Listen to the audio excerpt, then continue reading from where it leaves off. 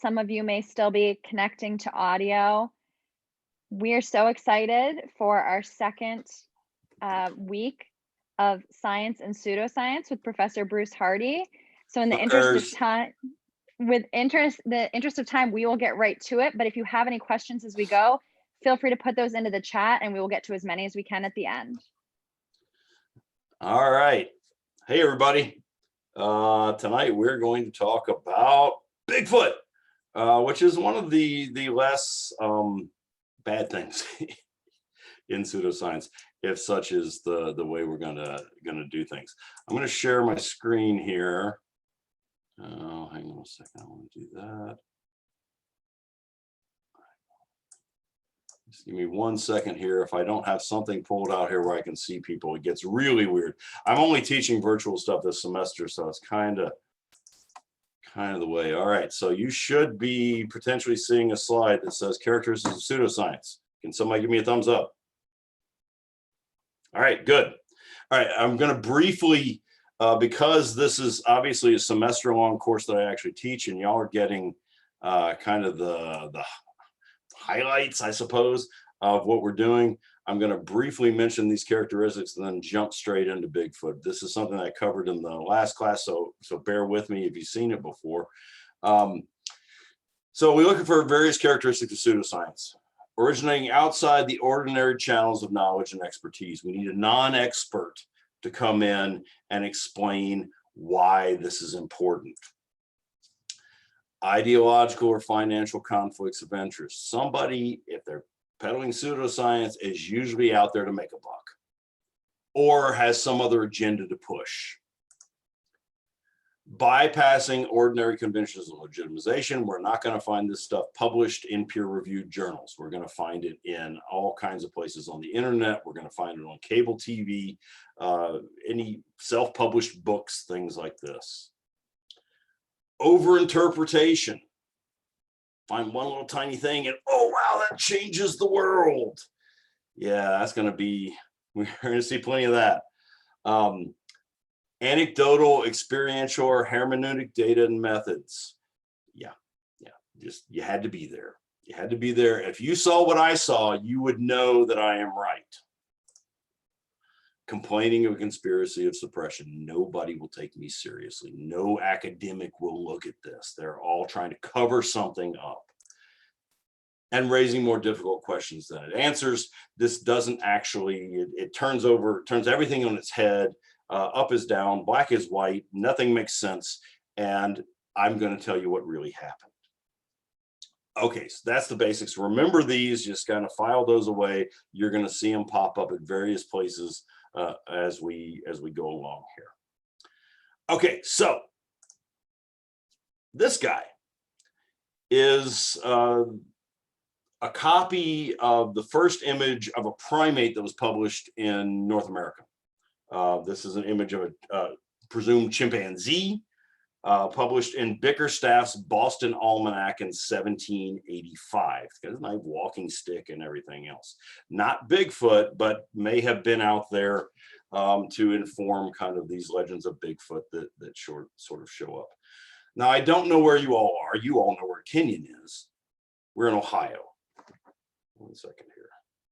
I did not start my timer to keep so a few minutes off here.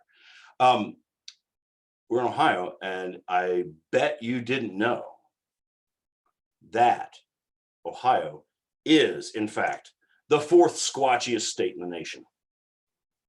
We were 5th, but we just moved to 4th this year. We're the 4th squatchiest state in the nation.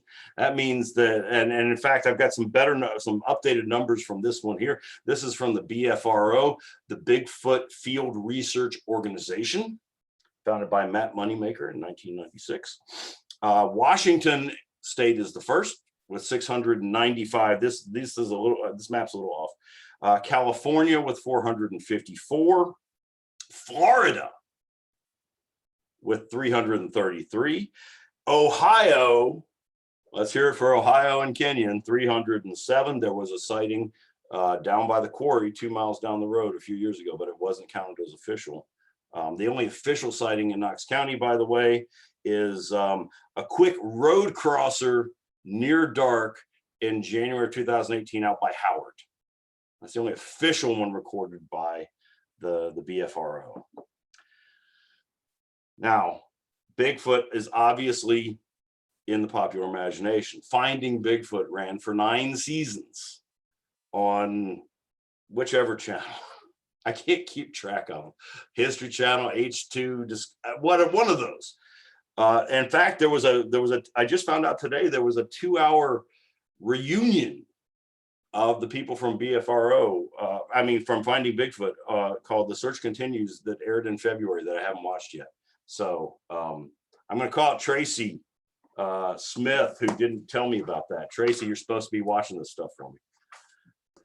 I am. Okay, good. Y'all. Anyway, we'll keep going. I'll get back at you later. All right, so here we have Bigfoot. This we will talk about quite a bit. This, by the way, if you didn't know, is Patty. That's the name of this Bigfoot. And yes, Bigfoot, this Bigfoot is female. Let's start with a couple of things. We spent about 2 weeks on Bigfoot in the pseudoscience class. All right, so this is really sort of condensed down. And what I'm going to tell you about now, or what I'm talking about now, comes from a book called Bigfoot Exposed by David Daegling, who's a biological anthropologist.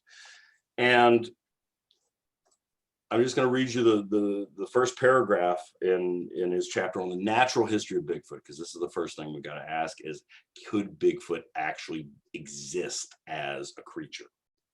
The story has been told not once, but hundreds of times. It is often seen at night, its eyes glowing in the shine of headlights. It is covered with hair. Its massive frame is anywhere from 7 to 12 feet tall. Its facial features are reminiscent of apes, but also vaguely human. Its odor is so foul that people have been known to pass out from the stench. It walks on 2 legs with a speed and fluidity of motion not seen in humans. It does not run from people like most wild animals. It simply walks away unconcerned. If someone forgets such an encounter, it is only because the incident is so traumatic that it is suppressed from consciousness. This kind of describes Bigfoot encounters. So we have some questions here. We can ask some ecological questions here. We have what we could call the continuity test. If Bigfoot is real, if there is a large bodied 8 to 10 foot tall primate stalking North America, then it must have an evolutionary history, right? Must come from somewhere. There must be ancestors of Bigfoot. So are there fossils? Do we have any fossils of Bigfoot that we could look at? Well, most of the experts, and we'll get to this, we'll get to the few academics that have engaged this, would suggest that it is in fact Gigantopithecus. So Gigantopithecus is known only from jaws and teeth, only from mandibles and teeth, in fact, not even a maxilla, from Southeast Asia, from China and a few other places, from the Pleistocene. Maybe as recently as about 500,000 years ago, maybe as old as a couple million. And Gigantopithecus is big. So Gigantopithecus blacki is pictured here, and based off of only the jaw, again, we don't have the rest of it, and because the teeth look like an orangutan, sort of going off orangutan proportions, Gigantopithecus blacki might have been as much as 3 meters tall if it stood bipedally, which it probably didn't if it was related to an orangutan. But it's the only big thing out there, and Asia is not very far from North America, right? People came over that way, so maybe giant primates did too, maybe. I have nothing in North America. The only primates we have in North America are from the Paleocene and possibly, well, I think it's really the Paleocene. I don't even think we have anything in the Eocene. We might have something in the Eocene 50 million years ago, but nothing recent. So other questions. If Bigfoot is real, then Bigfoot is an animal, and there are other things that we have to know about. How many of them are there? There has to be a population, right? And that population must be reproducing. Can't be just one Bigfoot running around making footprints and everybody's like, oh, there's Bigfoot, unless Bigfoot is, you know, immortal. But that's another story, and we won't get into interdimensional Bigfoots quite yet.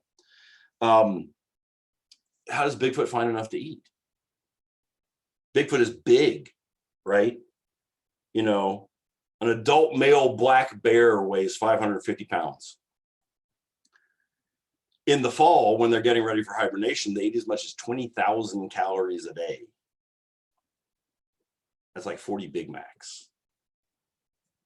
Bigfoot, by some calculations, and if he's not going to hibernate, would need about 5,000 calories a day. So about 10 Big Macs a day to come up with for all the Bigfoot. Well, I guess that would be the male Bigfoot. Maybe the baby Bigfoots don't eat as much, but you know, you get my meaning here. Other questions. How can it remain hidden? If it's 8 feet tall or more, how do we not find it? How do we not run into it? What happens when it dies? Bigfoot is not immortal. I didn't bring any bones here, but there's a chimp skeleton right there. All right, we find chimp skeletons. Chimps are not nearly as big as Bigfoot, but we got bones.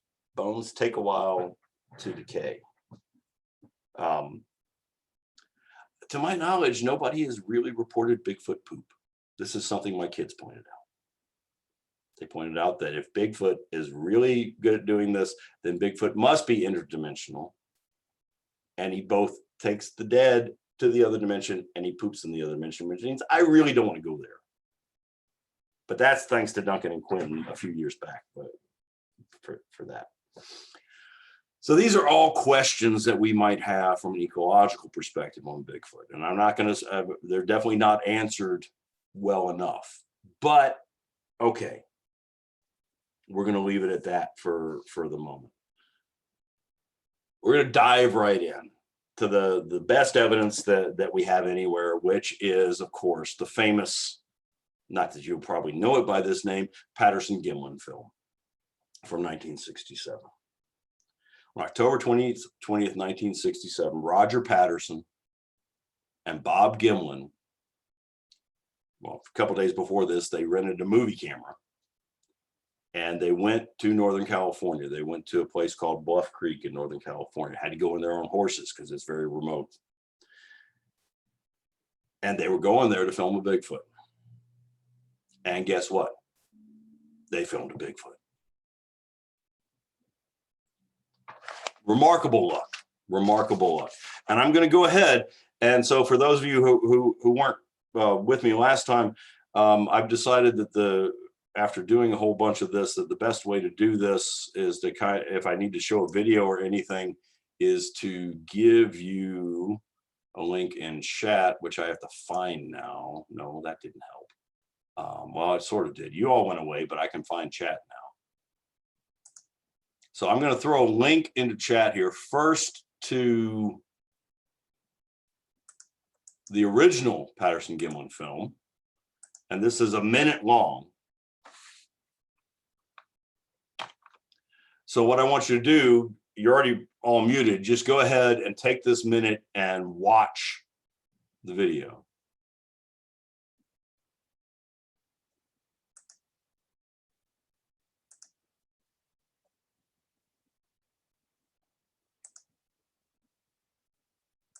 Okay, there we go.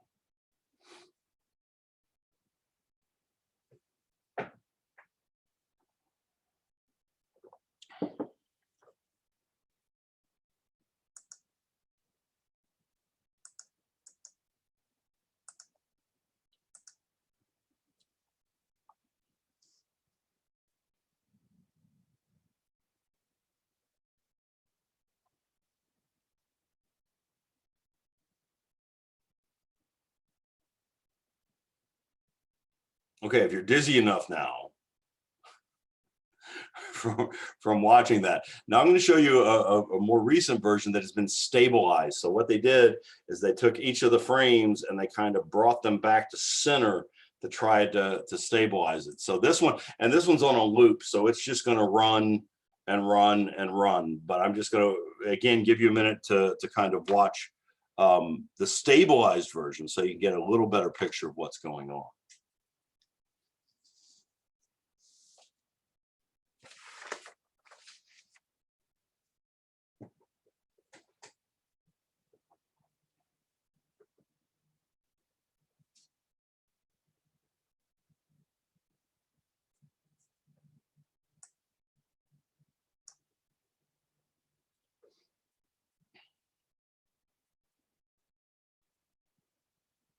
All right, so there you have it.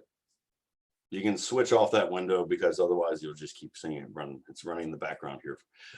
Anyway, so that was filmed in 1967. And now, 53 plus years later, that is still considered by most people the best evidence that we have of Bigfoot.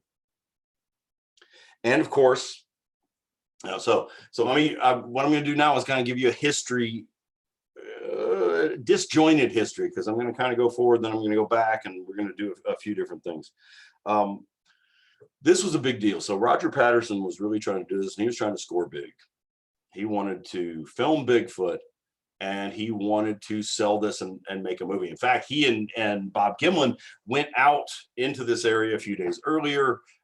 They were looking for this is an area where tracks had been found, presumed Bigfoot tracks had been found.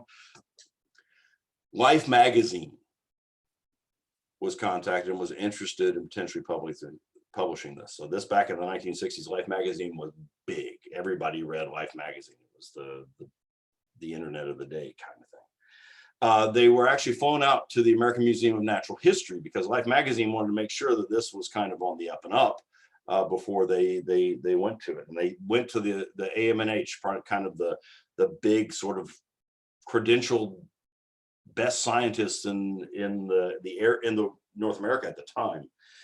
And they showed it to these guys, and they set up the showing, and the zoologists and the anthropologists and everything watched it, and were like, "Yeah, it's a guy in a monkey suit." So they went to the New York Zoological Society because there was another guy that was really big, and also just not really impressed. So Life magazine was like, "Yeah, right."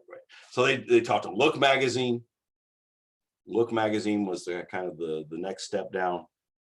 Nothing doing. Look magazine wouldn't take a look at it.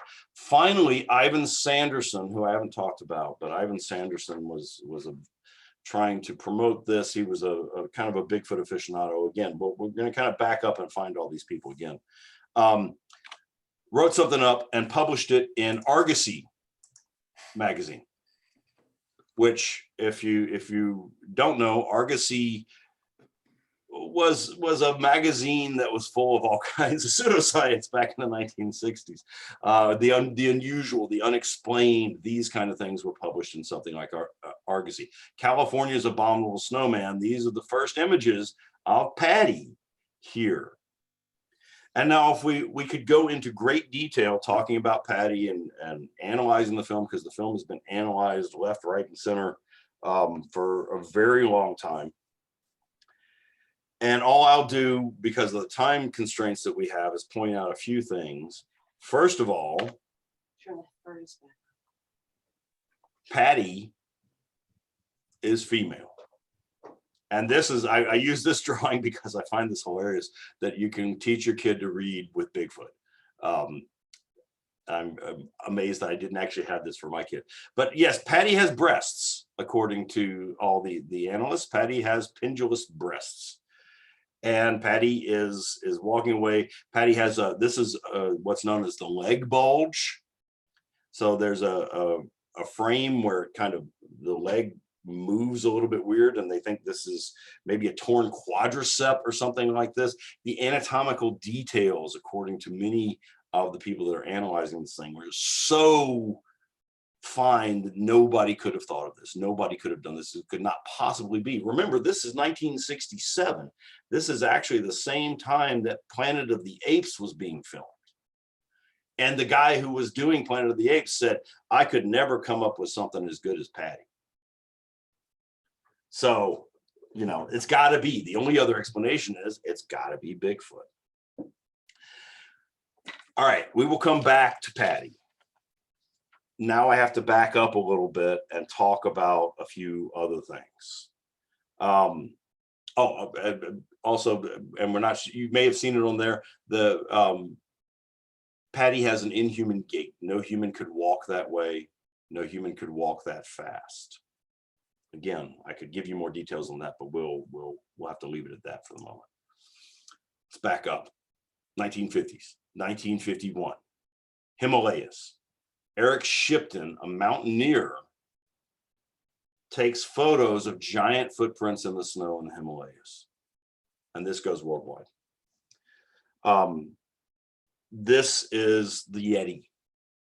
Because of course, you know, I just mentioned Bigfoot, Sasquatch, Yeti, Almasti, Yeren, Yowie, Louisiana Wookiee, skunk ape. All these things are names around the world for large bodied primates that somehow can't otherwise be observed.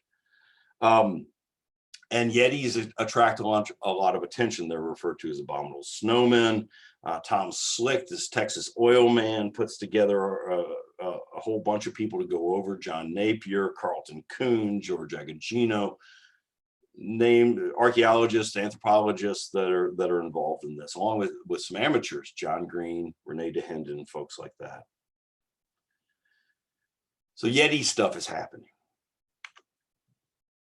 And we're going to take a little bit of a look at sort of academics, what are often referred to as the eggheads, and the abominable snowman. Here's Carlton Kuhn, one of the last physical anthropologists, not from a pretty period of anthropology.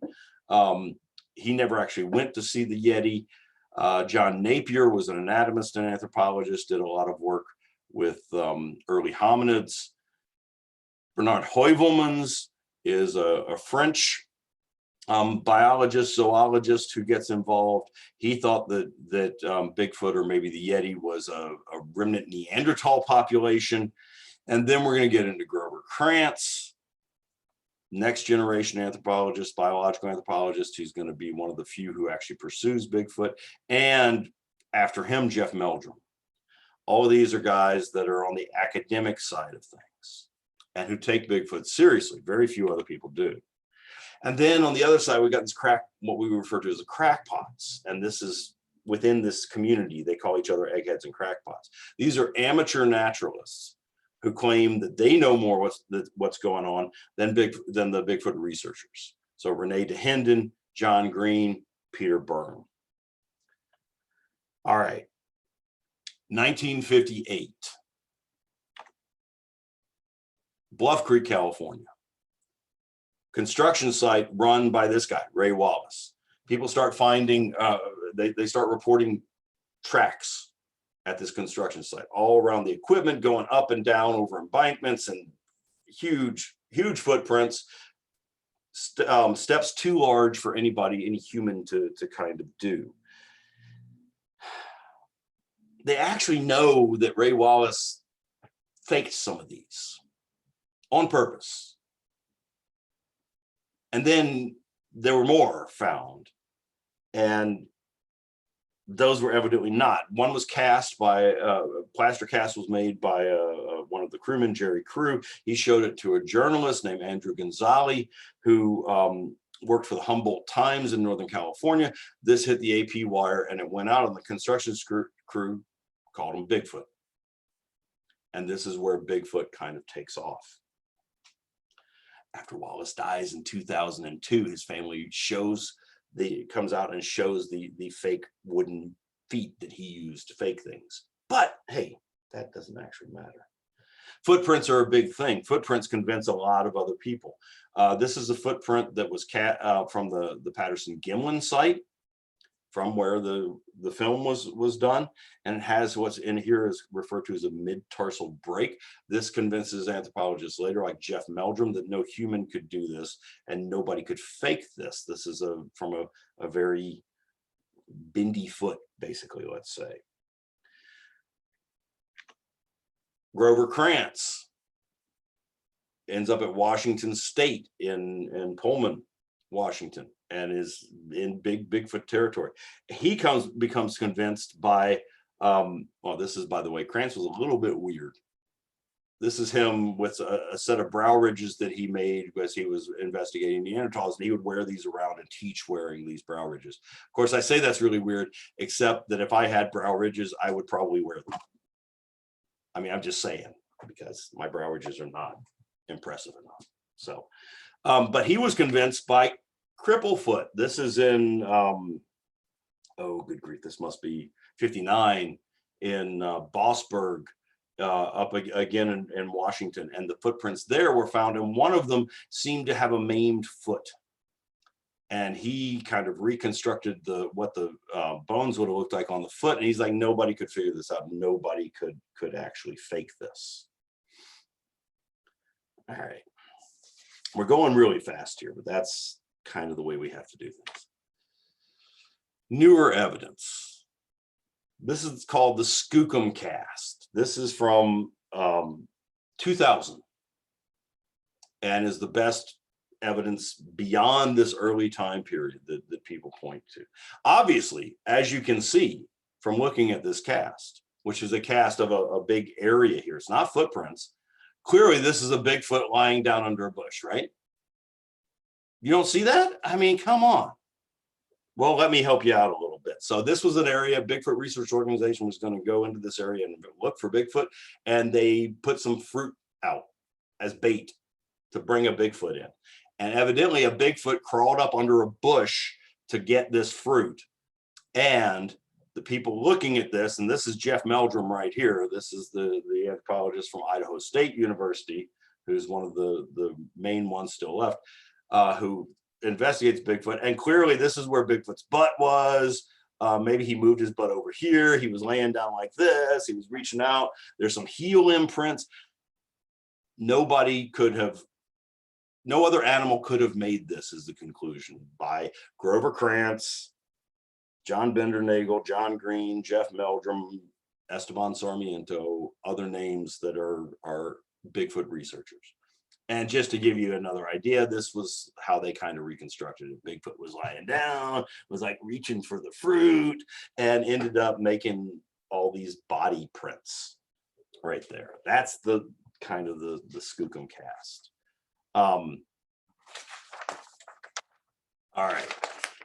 There's a little bit of other stuff that I could tell you about that's just ridiculous. There's a veterinarian by the name of Mel McKetchum who in about 2010 started saying, I got Bigfoot samples, I got DNA, we're going to publish this whole thing. And ends up, when it finally does get published, it was published in the journal, online journal De Novo, that was started by Mel McKetchum.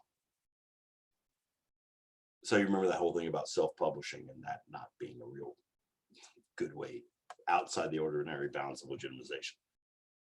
Needless to say, and that was it turned out to be a human ape hybrid with like human mitochondrial DNA, and it doesn't work. All right, let's back up again. Let's go back to before the Patterson Gimlin film, but what was Roger Patterson up to? Well, among other things, in 1966, Roger Patterson self-published this book, Do Abominable Snowmen of America Really Exist? Now, you got to know, Roger Patterson was kind of a jack of all trades. He was a stage acrobat. He was a carny, an inventor, an illustrator. He self-published this book. He was a semi-pro rodeo rider. And he was always looking for a score. He was always scheming, trying to find a way to sort of do something here. He's been described as a highly artistic, small-town hustler with dreams of a big score. He actually made footprints a couple days before they filmed, and filmed himself. So he made footprints, he faked footprints, and then he filmed himself, or had Bob film him making plaster casts. And then a couple days later, he found footprints. That's not kind of fishy now, is it? Other things, if you look inside this book, he's copied a whole bunch of things. In fact, here's a drawing he has of a female Bigfoot. Incoming message. Sorry about that. In the film, which a year later, he films a female Bigfoot. that's a little bit on the odd side. Other sorts of things. He takes stuff from other people. This is a article published by Ivan Sanderson in 1961, talking about America's abominable snowman after the Bluff Creek incident in Bossburg and stuff like that. And Patterson just redraws it here and doesn't give anybody else any credit. And of course, here's Patty. You know, here's another image of Patty right kind of there. And even, you know, people suggested that maybe this was a monkey suit. Monkey suit, I say that's wrong. That's what most of the people in the Bigfoot community call it. Ape suit. Should be correct here. Students out there should be yelling at me because I'm doing this wrong. And beyond that, later at some point after this is all done, and by the way, Roger Patterson dies in 1972 of cancer, so we don't have him to speak after that. Bob Gimlin is still alive. Philip Morris, this guy who ran a museum and a costume shop, comes forward and says, well, yeah, Roger Patterson contacted me and he wanted one of our suits and he asked for extra fur to kind of pad some things up here. And this guy is named Bob Hieronymus, and Bob Hieronymus grew up with Roger Patterson and came forward and said, I was the guy who wore the suit and he told me to walk funny, so I did. And yet Bob Hieronymus is also a little bit of a strange character, so nobody really kind of believes Bob Hieronymus with this stuff. All right, now we got to back up even further though, because it gets weirder from here. So the word Sasquatch is it comes from Canada. It's an anglicization of Halkomelin Salish language, and this word comes about, Sasquatch comes about in the 1920s with stories of wild men in British Columbia. And so the local Chilahis Indians, who have been already pushed to a reservation kind of area, a reserve near Harrison Hot Springs in British Columbia, describe basically giant Indians that lived in the woods. There are legends of giant Indians who lived in the woods, but they had fire, they had weapons, they had clothes. Okay. Then fast forward a little bit, 1957, the centennial of British Columbia. And the Canadian government says, we're going to have a big celebration. And so Harrison Hot Springs applies for money. Somebody remembers this legend and applies for money to organize a Bigfoot hunt, or Sasquatch, not Bigfoot yet, Sasquatch hunt. And somehow this makes the newspapers. They don't get the money, but it goes worldwide and everybody's loving this idea of the Sasquatch hunt, such that the British colonial government, or the British Columbian government, says, we'll give you $5,000 to bring in one of these hairy men. Now we back up to, at that point, a guy comes forward named William Rowe. And he says, in 1955, I saw a Sasquatch. And this is his account of the Sasquatch. My first impression was of a huge man about 6 feet tall, almost 3 feet wide, and weighing somewhere near 300 pounds. It was covered from head to foot with dark brown, silver-tipped hair. But as I came closer, I saw by its breast that it was female. Its arms were much thicker than a man's arms and longer, reaching almost to its knees. Its feet were broader, proportionally than a man's, about 5 inches wide at the front and tapering to much thinner heels. When it walked, it placed the heel of its foot down first, and I saw the gray-brown skin or hide on the soles of its feet. The head was higher at the back than the front. The nose was broad and flat. The lips and chin protruded farther than its nose, but the hair that covered it, leaving bare only the parts of its face around the mouth, nose, and ears, made it resemble an animal as much as a human. None of this hair, even on the back of the head, was longer than an inch, and its neck was inhuman, thicker and shorter than any man's I've ever seen. Finally, the wild thing must have got my scent, for it straightened up to its full height and started to walk rapidly away For a moment, it watched me over its shoulder as it went, not exactly afraid, but as though it wanted no contact with anything strange. So here's a 1955 presumed account. Actually, this guy, nobody ever interviews, nobody ever talks to, he dies. This is a drawing that his daughter made for John Green, one of the crackpots that was looking at this stuff. And so you think about this, and you think about this history, and you start with this drawing right here. And then you've got Roger Patterson's drawing right here. And now you've got Patty. If this is real, this original one, if this is real, maybe this is real, but it's not looking good for Bigfoot. Really not looking good for Bigfoot. All right, so now I got to bring, we got to round third and bring it home here. Why does Bigfoot still stick around? Well, David Daegling, who wrote Bigfoot Exposed, which is one of the books that we use, suggests that Bigfoot represents an eco-messiah, a symbol of everything that is natural and real that we are losing. And I read this when I first read this a few years back. I was like, that's ridiculous. And then my daughter Quinn comes home from the BFAC, from the Brown Family Environmental Center, with this. Leave no trace. Bigfoot's been doing it for years. And it was this whole thing about how you need to go into the woods and lead by example and take everything out. And Bigfoot, actually what I refer to as Christmas tree Bigfoot, is the symbol of this. So yeah, maybe. Why does it matter? Why does it matter? Why am I teaching this in the pseudoscience class, besides the fact that Bigfoot is kind of a little bit odd and distracting? Well, this is some quotes from Brian Regal, who wrote a great book, Searching for Sasquatch, Crackpots, Eggheads, and Cryptozoology. The amateurs who argue, so this is the crackpots versus the eggheads. The amateurs who argued contemptuously that those who call themselves scientists were misusing the word. It was the dedicated amateur naturalists who were more scientific than the scientists. And this was a big thing that happened. It was an old animosity held deep in the American psyche about theoretical science and suspect intellectual elites. It was the dark anti-intellectualism of American populism.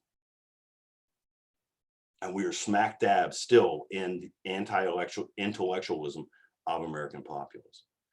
And I'll finally just show you one other quote.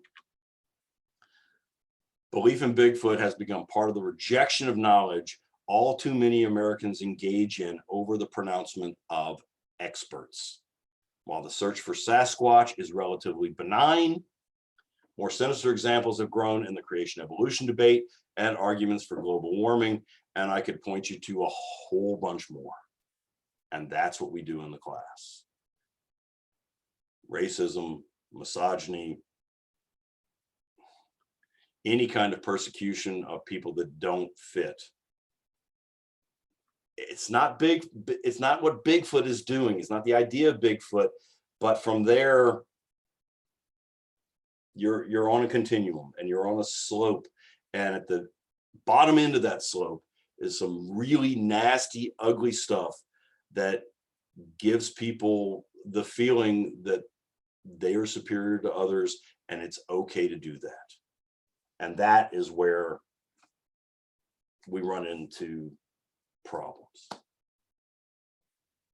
And that is a very rapid journey through the Bigfoot saga. I think we're at about 40 minutes.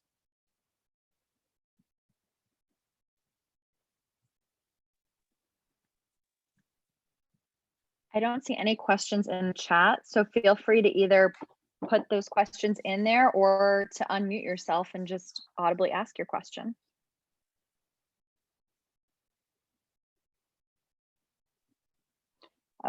Tracy Smith asked in the chat if we could have a listing of the books quoted. Yes, I can do that. In fact, what I'll probably do is give them to Kim and let her pass them along because I don't have them handy. But yes, we can Sure certainly thing. We can pass email them that along out to to. everyone. Yeah, I'll pass them to Kim and get her to pass them along to you. Hi, I have a quick question. Yes. Would you be able to talk a little bit more about the gate and like Patty and all the Bigfoots and how we study that? So the gate is what is referred to as a compliant gate, and we in class I make the students try to do this. If it's really because I don't have a lot of room in here for you to see me do it. It's kind of like Groucho Marx. If you think about a Groucho walk where you're kind of bent over, your knees never fully extend, and your feet, your legs kind of come around like this. They kind of sway inward and the knees look really, really weird. And the people that talk about it, when you go through and you analyze it, and they do all kinds of things that don't really work by drawing things onto the film and measuring proportions and stuff like this. And basically you find that a human can make that gait if they want to. It's a weird gait. It's not something we would normally do.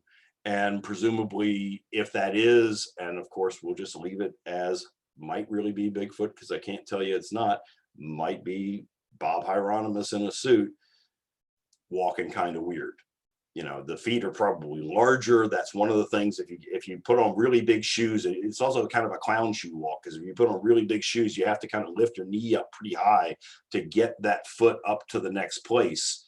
And he's also kind of leaning forward like this and doing all kinds of that. There's tons of stuff. If you really want to know, you can go. Jeff Meldrum also started his own journal, the Relict Hominoid Inquiry, at Idaho State, because he couldn't really publish the stuff elsewhere. And I haven't even gone into the fact that if you're a real practicing academic and you touch this stuff, your career it did not help you, shall we say. But if you want to know more there, go to Idaho State, look up the Relic Hominoid Inquiry, and you'll find lots of articles trying to kind of do this stuff. In the chat, we had someone ask, is the footprint cast from the PG film theoretically proportionate to the individual they show walking on film as primates go? Yeah, so that's the idea, is the footprints are really big. And then you get a lot of, because you got the footprints there, you get a lot of work that's done trying to extrapolate from the footprint to the size of the individual that's there, because you don't actually see, the film is made, the film is jumping around, but you do have some landmarks in there. But the problem is every time you try to reconstruct it, it's all about perspective. So right now, this hand in front of you is much, my hand back here is tiny. This hand is really big. And yet, nope, now it's the other way around. So angles make a huge difference. It's how they filmed Lord of the Rings with hobbits that weren't really that tall. They did perspective and stuff like this. So it's all kind of a mess. Yeah, it doesn't, most of the analysis doesn't work very well if you really kind of break it down. Someone else asked, what do you think of Meldrum's work? So Meldrum is a decent biological anthropologist. He's done a lot of work on evolutionary stuff that works really well. He thinks the footprint evidence is the main thing. And he sees in the footprints, which there are hundreds of casts of footprints.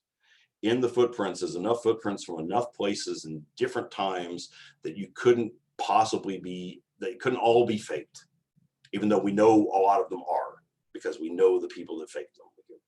Paul Freeman, Ivan Marks, Ray Wallace, we know people faked them.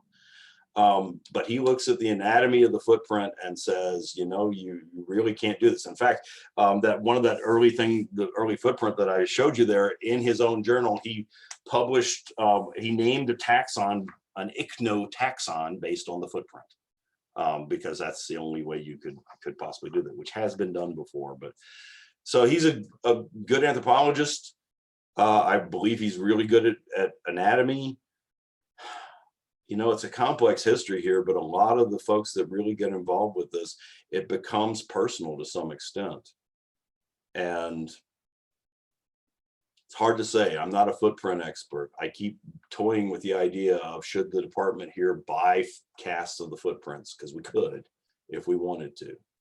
And I haven't done it yet because I really don't want people making more money off this stuff. But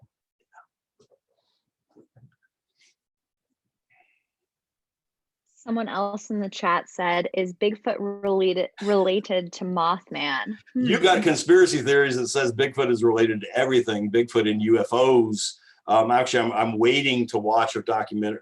I use the term very loosely, on the Bigfoot alien connection, which I actually think is going to be important for later in the course when we get to UFOs, because I think there is a connection between UFO experiencers and Bigfoot experiencers. I think there are certain people that have experiences that see things that change them and the way they see the world, whether they really are Bigfoot or not, but they're things that are very personal. They'll come back to me in a few weeks. I'll work on that one. Someone else asked, in the Patterson film, are the feet ever seen?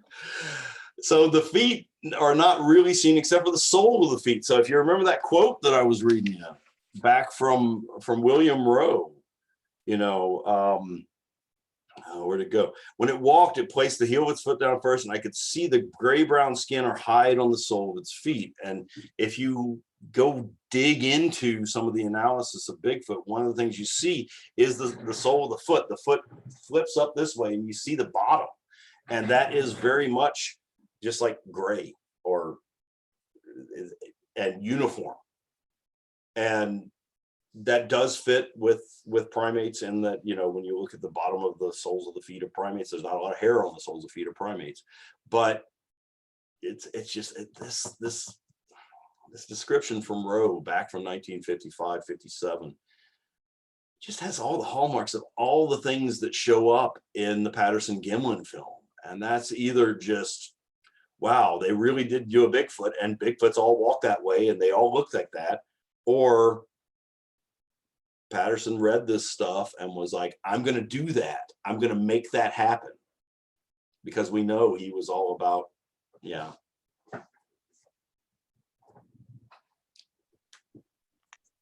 Someone else asked, are there any examples of the Sasquatch use of string? That was just Tracy being crazy, because I found string with Neanderthals. No, but there are plenty of examples of what are supposed to be Sasquatch structures, which are literally trees that fall and hit each other, and they're like this. And if it's a structure, it's worse than any of the Neanderthal structures we ever created, because it's like Sasquatch would be in there and you could just see Sasquatch sitting in there, because there's not enough trees to actually cover anything. But there's lots of stuff out there. If you watch Finding Bigfoot, they'll show you all kinds of Sasquatch structures and things that they found. Yeah. Someone else asked, if Bigfoot is real, why don't we see more individuals? Are there any theories on this? They're elusive. I mean, that's what people say. They're really good at hiding and covering things up, which is really just hard to believe. If we take the number of sightings that are there, and you saw those numbers that I'm seeing, if we have all these sightings and you don't find a bone, you don't find poop again, you don't find any of this stuff anywhere. We don't find a body. None of on the logging roads of California, where there's supposed to be so many Sasquatch running around, there's never one truck that hit a Sasquatch crossing a road. I mean, come on, look how much roadkill that's out there. Okay, fine. Maybe the other bodies all get eaten by scavengers. I doubt it. But once you introduce vehicles, we got scads of things that have to be picked up all the time. Something's gonna, and if you hit a Sasquatch, I'm sorry, even if you're in an 18-wheeler, you're in bad shape. So there's got to be something out there.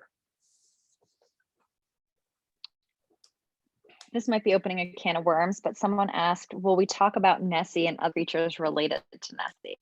So cryptozoology, Bigfoot's kind of the main one we do in the course as it goes. And in fact, some of these folks here, Ivan Sanderson and Bernard Heuvelmans, are two of the people that actually found, if you want to call it that, the field of cryptozoology. Mostly with Loch Ness Monster and things like that, it's local legends and people out to make a buck, to be honest. Occasionally it's worse than that. And there are racist underpinnings. But often that's largely what we kind of see. And there's another book out there on the Jersey Mothman, excuse me, the Jersey Devil, that I need to read, that Brian Regal also wrote, which I haven't had time to do yet, but it seems like it's a colonial legend that comes from not exactly a witch, but some woman who did something she wasn't supposed to do and supposedly had babies that were evil. And that ultimately becomes the Mothman. I mean, excuse me, the Jersey Devil. People got me confused with Mothman, which is in West Virginia. Yeah, sorry about that. Someone else asked, I'd like to hear your thoughts as to why these initial sightings gendered Bigfoot as a female. You know, I don't know. And to be honest, it's only this year that I've dug up the William Rose stuff. Well, a lot of people, which even John Green was there, some of these early people were there. Rene DeHenden, he was there in British Columbia. He actually went and looked in caves as part of trying to claim the $5,000. But that was the very early days. And it's unclear because nobody ever talks to William Rowe. This appears in newspapers, it shows up, and nobody goes back and talks to him, and then he dies. And everything else has been investigated to the nth degree. I mean, it's all hearsay for a large portion of it, so it's going to be really difficult. I don't know why exactly you get a female Bigfoot, but clearly from Rose's account, that's set, and then you get Patterson playing on it, and then you get Patty. Either that or the females are the ones that were hanging out for people to see. I don't know. And when you think about it, it's really also very weird because humans are strange in having enlarged mammary glands among primates when they're not lactating. And so maybe all these are lactating females and they have young that are somewhere, or yeah, I don't know. Lost to the mists of time sort of is my answer to that one. I wish I had more information on that, but I'm not sure we're going to find any more. I'm not sure what else is out there that we have that hasn't been dug into at this point. Bruce, is Tracy. Yeah. I suspect that it may have been related somehow to the people who read Argosy magazine. Maybe they just thought it would appeal to them more. So you're saying they're just trying to appeal to a certain audience? Yeah, exactly. And Argosy was targeted at that audience. Well, I was 16, so yeah, of course. Well, that's quite possible. That's quite possible. Yeah, William Rose, his impetus for doing it, I don't know. Roger Patterson, I could say, yeah, I could see him targeting that because he wants people to buy. He wants to make a buck, and evidently he does. Evidently, really, they do private showings of the Patterson Gimlin film. They make these arrangements and they go around to these towns and they show it in a movie theater. And supposedly, by accounts from his brother-in-law, Bill Datley, they've got everything's but cash, and they're back in their hotel rooms with a sack full of money, of 5s and 10s and 20s, and they're all just like throwing it around like Scrooge McDuck or something like this. And so he did make, at least at a certain level, he made money off of this, at least briefly, even though Life magazine didn't pick it up. And that's back, of course, to our financial conflicts of interest, which are almost always present in anything pseudoscientific. Well, I think my Boy Scout troop may have kicked some money in because I remember seeing it at a scout meeting. Well, I don't know if your boy. Well, that's interesting. Yeah, I haven't read anything about that. That's pretty low level publicity at that point. If your Boy Scout troop is watching it. Ah, you lived in the great old days, Tracy. Yes, I did. You know, I wish I had been there. Someone else, we just have 2 more questions in the chat I think we'll have time to get to, and then we can wrap up for this evening. The penultimate question, are there any legitimate estimates of the size of territory that would be required to support a reproducing Sasquatch population? Actually, yes. Believe it or not, there are. I'm not going to remember the reference off the top of my head, but there is something in the last few years. If you search on Google Scholar for Bigfoot and range size and ecology, you're probably going to come up with it. That does like a mathematical model of what it might take to do a Bigfoot population. It's a decent amount. I don't remember. I haven't used it in class because it's a little more detailed than we need to go into. But range size is going to be pretty big. We don't know what kind of social organization people are proposing for this. Obviously not. If they're gathering in large groups, they're doing it in places where nobody sees them, because every time you get one, there's maybe 3 or 4. I can show you some videos that show like 4 Sasquatch that are supposed to be walking among some buffalo recently out in Colorado. But yeah. But yes, there is something out there. If you really want to know, email me and I'll dig it up for you. But I can't give it to you right now. And then the last question, and then there was a late question that came in that I think they probably go fairly well together. How do we combat the dark anti-intellectualism of American populists? And then also someone asked, belief in Bigfoot is probably harmless, but isn't the real problem the thought process? Yeah, so both of those are questions as why we started teaching this course, and what we've increasingly dug into is how do we do this. You know, the last decade has been a huge explosion of these shows on Discovery Channel, History Channel, Travel Channel, Destination America. Can't even keep up with the number of channels that just run this dren all the time. And all of it is out there kind of presented as if it's an equally viable message to real stuff. And in fact, it calls into question stuff that we would do that we need to pay attention to, like COVID,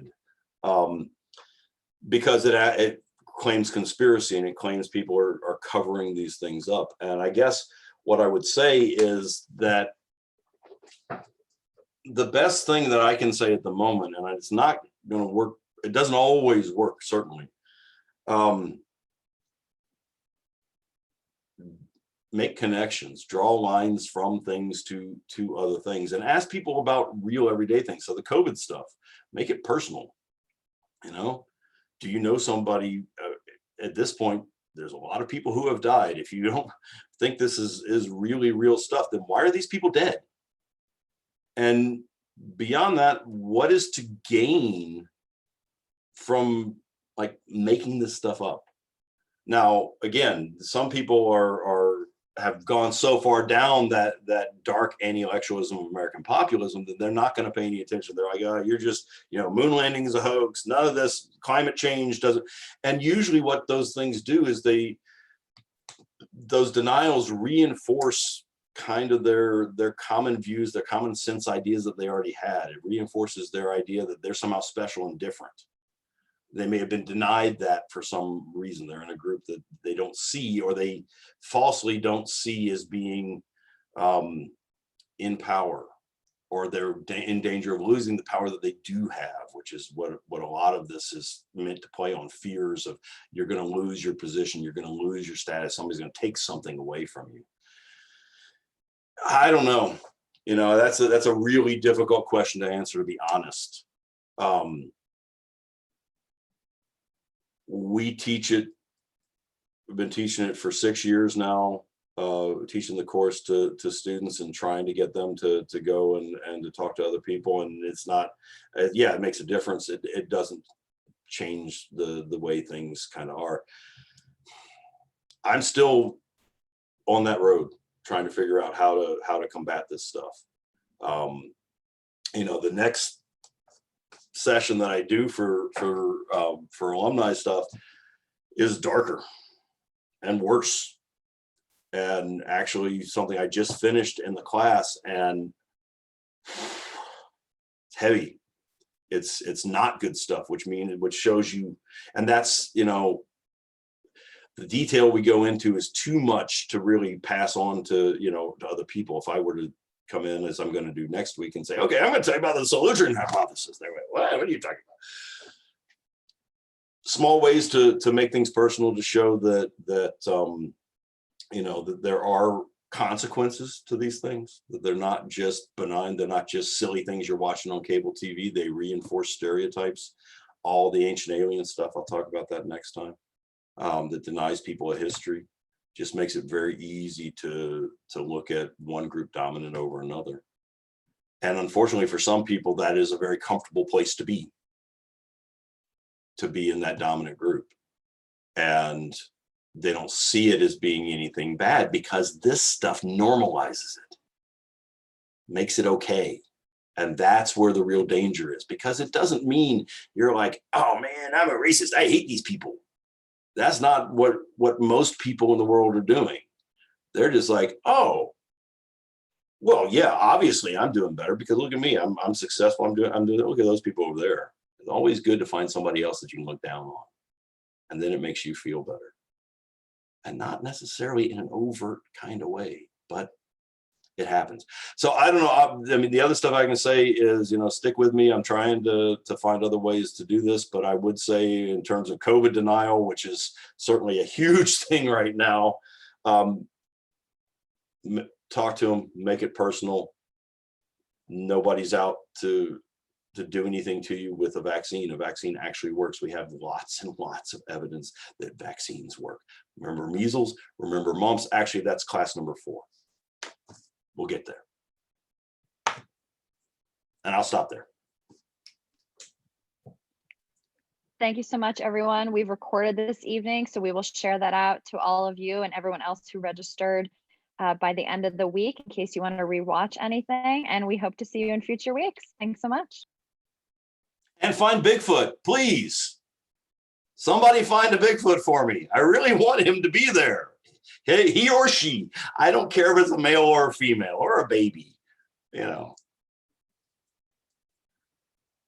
All right. Good to see you, everybody.